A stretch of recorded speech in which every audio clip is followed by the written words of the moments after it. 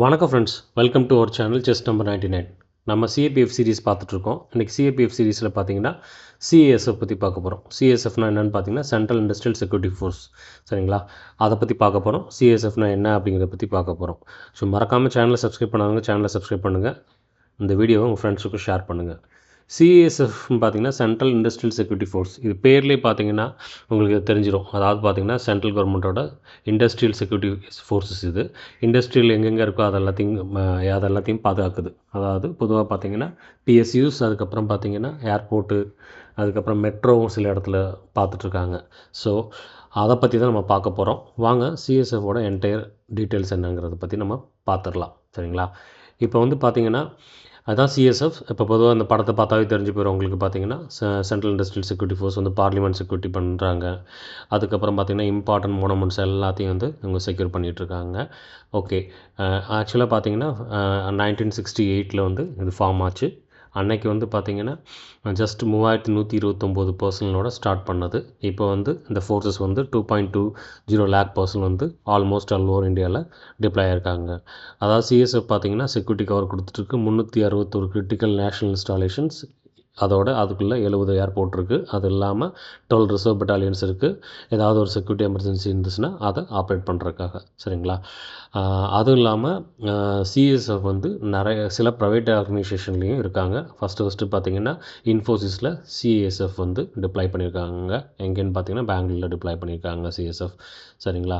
இதோட ஆர்கனைசேஷனல் சார்ட்னு பார்த்தீங்கன்னா டிஜிசிஎஸ்எஃப், அதாவது டைரக்டர் ஜெனரல், அவர் தான் வந்து சிஎஸ்எஃபோட ஹெட்டு. அதுக்கு கீழே அடிஷ்னல் டைரக்டர் ஜெனரல் இருக்காங்க, அதுக்கப்புறம் ஐஜி இருக்காங்க, அப்புறம் டிஐஜி இருக்காங்க.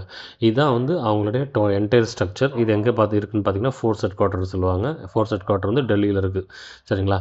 அதுக்கப்புறம் பார்த்தீங்கன்னா ஃபீல்டு ஃபார்மேஷன்ஸில் இந்த இடம்லாம் இருக்குது. இதெல்லாம் பார்த்தீங்கன்னா டிஜிசிஎஸ்எஃப் கீழே பார்த்தீங்கன்னா இருக்குது. ஸோ இதில் நம்ம பார்த்தீங்கன்னா ஐஜிஏபிஎஸ் டு பெங்களூர் கண்ட்ரில் பார்த்தீங்கன்னா டிஐஜி சென்னை இருக்குது. அதுக்கப்புறம் பார்த்தீங்கன்னா சென்னை ஏர்போர்ட் இருக்குது, ஸ்பெஷல் ஜோன் சென்னை இருக்குது, சென்னை ஏர்போர்ட் இருக்குது, அதுக்கப்புறம் பெங்களூர் ஏர்போர்ட் இருக்குது, ஹைதராபாத் ஏர்போர்ட் இருக்குது. சவுத்தை பொறுத்தளவுக்கு பார்த்தீங்கன்னா இதெல்லாம் இருக்குது உங்களுக்கு, சரிங்களா? சவுத் சைடில் வரதுக்கான லொக்கேஷன்ஸ்லாம் பார்த்தீங்கன்னா இதில் இந்த ஷார்ட்டில் கொடுத்துருக்க இடத்த பற்றி பார்த்தீங்கன்னா சவுத்தில் இருக்குது.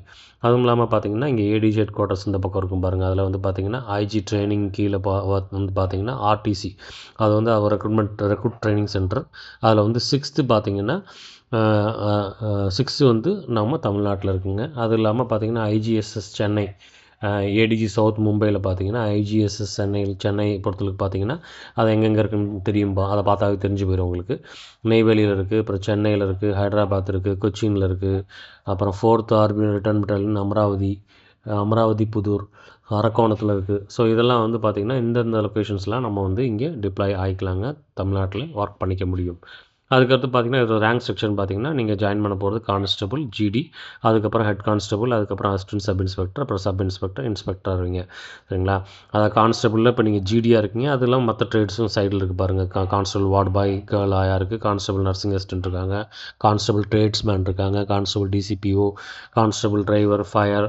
நீங்கள் வந்து ஜாயின் பண்ணுறது கான்ஸ்டபுள் ஜென்ரல் டியூட்டியாக இருக்கும். கான்ஸ்டபுள் ஜென்ரல் டியூட்டி ப்ரமோட் ஆகும்போது ஹெட் கான்ஸ்டபுள் ஜிடியாக இருப்பீங்க. அதுக்கப்புறம் பார்த்தீங்கன்னா அசிஸ்டன்ட் சப் இன்ஸ்பெக்டர் ஆவீங்க எக்ஸிக்யூட்டிவாக. அது டைரக்ட் என்ட்ரியில் இருக்குது. அதுக்கப்புறம் பார்த்தீங்கன்னா ப்ரமோட்டிவாக இருக்குது. அதுக்கப்புறம் சப் இன்ஸ்பெக்டர் எக்ஸிக்யூட்டிவ், அந்த போஸ்ட்டு போவீங்க. அதுக்கப்புறம் பார்த்தீங்கன்னா இன்ஸ்பெக்டர் எக்ஸிக்யூட்டிவ், அதுக்கப்புறம் அசிஸ்டன்ட் கமாண்டன்ட் ரேங்க்குக்கு போவீங்க.